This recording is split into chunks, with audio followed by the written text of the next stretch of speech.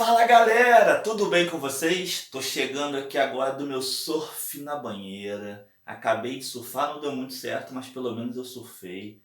Vou deixar minha prancha aqui.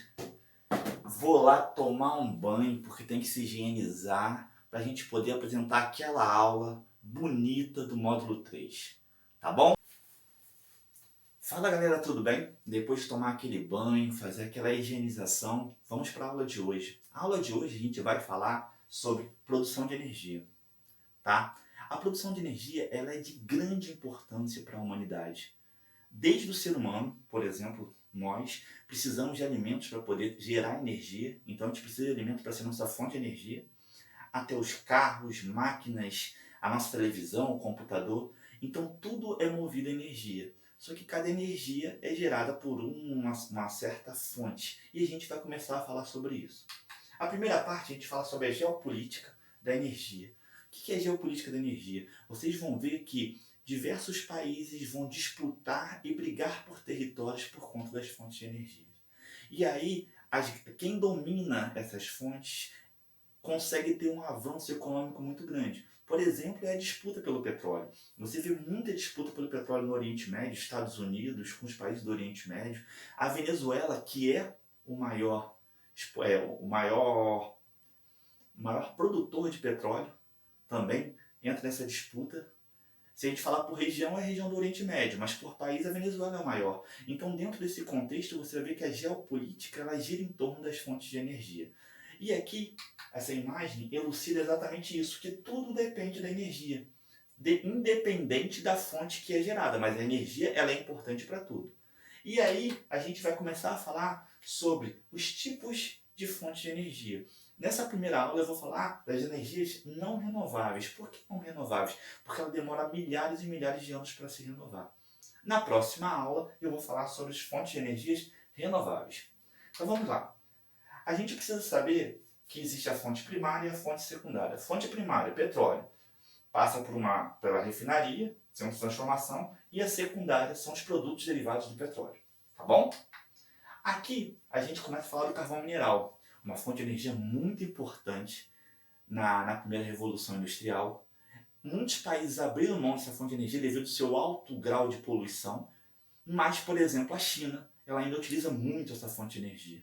Ela traz muita poluição e é uma fonte de energia não é muito recomendável por conta disso, porque os impactos ambientais que ela traz são muito grandes. Aqui é a forma de como o carvão se armazena, só para você ter noção, tá? Como é que você faz para poder, assim, chegar até o carvão, a quantidade de coisas que você tem que fazer, a quantidade de fases que você tem que passar.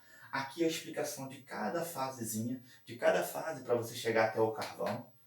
E aqui a gente entra na fonte de energia que eu acho que é o ouro negro, a fonte de energia que é a mais disputada, que é o petróleo. Por quê? Do petróleo você faz tudo. Você faz combustível, você faz o plástico que faz esse negócio, você faz essa parte aqui. Então o petróleo ele é muito importante, muito disputado.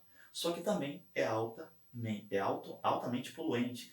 Então assim, ao mesmo tempo que ele é uma coisa que traz, é uma fonte de energia que traz um lucro muito grande, mas o petróleo traz uma poluição, traz assim, um exemplo, um vazamento de petróleo que chegou na nossa região. Você viu o impacto ambiental que ele trouxe? E até hoje não descobriram quem ocasionou qual foi a empresa que ocasionou esse vazamento. Mas ele é a fonte de energia mais utilizada e é que gera maior interesse e maior riqueza no mundo todo. Aqui é um exemplo de como se faz o refino do petróleo, tá?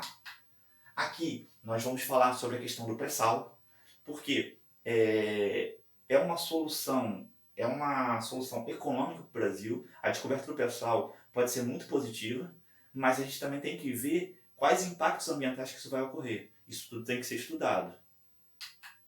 Aqui são as vantagens do pré-sal. Eu vou deixar esse slide disponível para vocês, tá? E aqui, só para você ter noção, para você perfurar um poço de petróleo no pré-sal, você tem que chegar a 6.000 metros, tá? Então é muito profundo que você tem que chegar. A gente vai falar sobre energia nuclear. É uma energia limpa, porém é uma energia muito perigosa. Por quê? Em caso de acidente, pode ter uma gravidade muito grande. Ela é uma energia, assim, que não são vários, são poucos países que trabalham com ela devido a essa gravidade, mas ela é muito eficiente. Só que o que fazer com lixo nuclear é muito complicado. Aqui eu estou citando 2 acidentes nucleares, Chernobyl e de Fukushima no Japão, que foi aquele mais recente, que devido a um tsunami que ocorreu no Japão, a usina acabou vazando o seu gerador nuclear e acabou causando uma radiação na cidade de Fukushima. Houve um impacto muito grande para a população. Um ponto positivo, um equipamento positivo, muito positivo da energia nuclear é o equipamento de ressonância magnética. Ele é utilizado para fazer exames de alta precisão, mas você não pode ficar muito próximo dele várias vezes, ou você não pode ficar utilizando dele muito, porque ele transmite uma radioatividade. Uma coisa é quando você faz 2 exames, outra coisa é quando você está o tempo todo exposto. Tanto é que a pessoa, quando faz o exame, ela fica isolada num espaço a qual essa radiação não atinge muito você, não atinge muito o técnico que trabalha com ela. Aqui, só para você ter noção, uma pastilha de urânio enriquecido usada, ela tem um poder de 3 barris de petróleo, de 1 tonelada de carvão, só para vocês terem noção de quanto esse urânio enriquecido ele tem a capacidade, o potencial energético dele. Aqui a gente vai falar sobre as energias termoelétricas. Ela tem o maior custo de manutenção, o impacto ambiental é muito grande, mas o investimento da construção é muito pequeno se comparar com uma energia, uma hidrelétrica. O que acontece aqui? Aqui ela queima os combustíveis fósseis para gerar energia. Só que isso gera uma poluição muito grande, é muito preocupante quando a gente vê o crescimento desse tipo de energia. Tá?